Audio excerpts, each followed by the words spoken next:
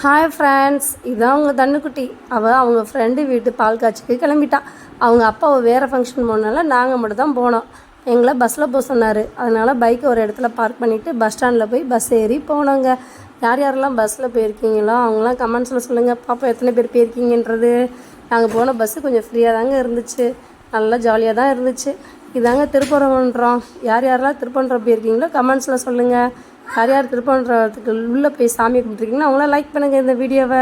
திருப்பரங்குன்றம் நல்லா அழகாக இருக்குங்க, பார்த்துக்குங்க. இதுதான் திருப்பரங்குன்றம். நல்லா ரொம்ப நேரம் போய்கிட்டே இருந்துச்சுங்க.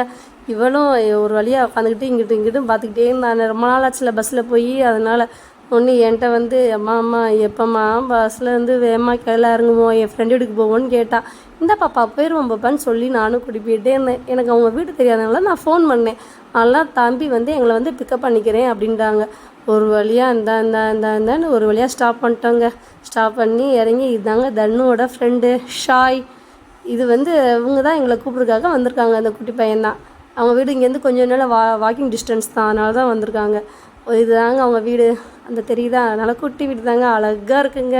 பொண்ணு வீட்டுக்குள்ளே போய் வீடெல்லாம் சுற்றி பார்க்க ஆரம்பிச்சிட்டா. எப்படி இருக்குன்னு நல்லா அழகாக இருந்துச்சுங்க. மாடெலாம் எழுதி வியூ பார்த்தோங்க. நல்லா அங்கிட்டலாம் ரொம்ப வீடுலாம் சூப்பராக இருந்துச்சுங்க. அப்புறம் நம்ம வேலையை பார்க்க ஆரம்பிச்சிட்டோங்க.